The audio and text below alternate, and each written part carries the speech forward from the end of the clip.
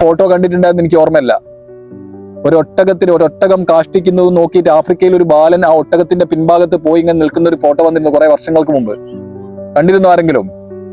അത് ഒട്ടകം കാഷ്ടിച്ചിട്ട് ആ ഒട്ടകത്തിന്റെ കാഷ്ടം കഴിക്കാൻ വേണ്ടിയിട്ട് ഭക്ഷണമില്ലാതെ ആ രീതിയിൽ പോലും ഇന്നും ലോകത്ത് പലരും ബുദ്ധിമുട്ടുമ്പോ നമുക്ക് 3 നേരം ഭക്ഷണം കഴിക്കാൻ കിട്ടുന്നുണ്ടോ? പറയാൻ പറ്റിയൊരു ജോലിയുണ്ടോ? നിങ്ങൾ ഇന്ന് ചെയ്യുന്ന ജോലി എത്ര പേരെ സ്വപ്ന?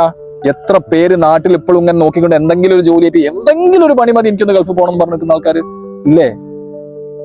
അപ്പൊ ഇതൊക്കെ നമുക്ക് കിട്ടിയാലും നമ്മുടെ മനസ്സിൽ പരാതി തീരില്ല. അപ്പൊ പട്ടിണിയുടെ വാല്യൂ എന്താ നമുക്കറിയണം. നമ്മളിപ്പോ റംസാൻ നോമ്പും കാര്യമൊക്കെ എന്തിനു വേണ്ടിയിട്ടാ? അതിന്റെ ഏറ്റവും പ്രധാനപ്പെട്ട ലക്ഷ്യം എന്താ? പാവപ്പെട്ടവന്റെ അല്ലെ വിശക്കുന്നവന്റെ വിശപ്പിന്റെ ശക്തി നമ്മൾ അറിയണം. ആ വിശപ്പിന്റെ ശക്തി നമുക്ക് അറിയാൻ പറ്റുമ്പോൾ മാത്രമേ നമ്മൾ കിട്ടുന്നതിന്റെ വാല്യൂ നമുക്ക് മനസ്സിലാവും. ഇറാഖിൽ ഒരു ചെരുപ്പൂത്തി ഉണ്ടായിരുന്നു. ഈ ചെരുപ്പൂത്തിയുടെ ഏറ്റവും വലിയ അഭിലാഷം എന്തായിരുന്നു? ഏറ്റവും വലിയ ആഗ്രഹം ഹജ്ജിന് പോവാന്നുള്ള. അപ്പൊ ചെരുപ്പ് കുത്തുമ്പോൾ കിട്ടുന്ന കുറച്ച് പൈസയൊക്കെ ഇങ്ങനെ അദ്ദേഹം കൊണ്ടുവച്ചു. അങ്ങനെ അദ്ദേഹം കൊണ്ടുവച്ച് ഏകദേശം ഹജ്ജിന് പോകാനുള്ള ഒരു സമയമൊക്കെ ആയി.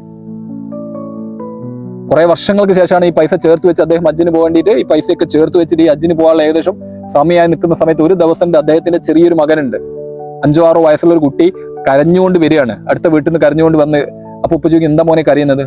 ഉപ്പ, നമ്മുടെ അയൽവാസികൾ അവിടെ ആടിനെ അറുത്ത് പാചകം ചെയ്തിട്ടുണ്ട്, ഞാനൊരു ആടിന്റെ കഷ്ണം ചോദിച്ചിട്ട് അവര് തന്നില്ല. അപ്പൊ ഈ ഉപ്പ ഈ മോനെയും കൂട്ടിയിട്ട് അടുത്ത വീട്ടിലേക്ക് പോവുകയാണ്. അടുത്ത വീട്ടിലേക്ക് പോയിട്ട് അവിടുത്തെ ഉമ്മായോട് ചോദിക്കുക, നിങ്ങൾ എന്ത് പണി ഉമ്മ ചെയ്തത്? നിങ്ങളുടെ മോന്റെ കൂടെ കളിക്കുന്നല്ല എന്റെ മോനും, ഒരു കഷ്ണം ആട് അവന് കൊടുത്തുകൂടെ? എനിക്കിപ്പോൾ ആട് വാങ്ങാൻ പറ്റില്ല, ഞാൻ എല്ലാ പൈസയും ഹജ്ജിന് വേണ്ടി കൊണ്ടുവച്ചതാ. അപ്പൊ ഉമ്മ കരഞ്ഞുകൊണ്ട് പറയുന്നുണ്ട്, ഈ ആടിനെ എനിക്ക് നിങ്ങളുടെ മോന് കൊടുക്കണമെന്നുണ്ട്, പക്ഷെ എനിക്ക് കൊടുക്കാൻ പറ്റില്ല. അപ്പൊ ചോദിക്കുന്നത്, എന്തുകൊണ്ട് നിങ്ങൾക്ക് കൊടുക്കാൻ പറ്റില്ല? ഈ ആട് നിങ്ങൾക്ക് കഴിക്കാൻ പറ്റില്ല.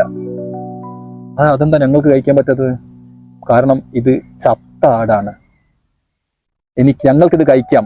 കാരണം എന്താ? ഞങ്ങൾ എത്രയോ ദിവസങ്ങളായിട്ട് പട്ടിണിയിലാണ്. ആ പട്ടിണിയുള്ള ഞങ്ങൾക്ക് ഈ ആടിനെ കഴിക്കാനുള്ള അനുവാദമുണ്ട്, പക്ഷെ നിങ്ങൾക്കത് കഴിക്കാൻ പറ്റില്ല.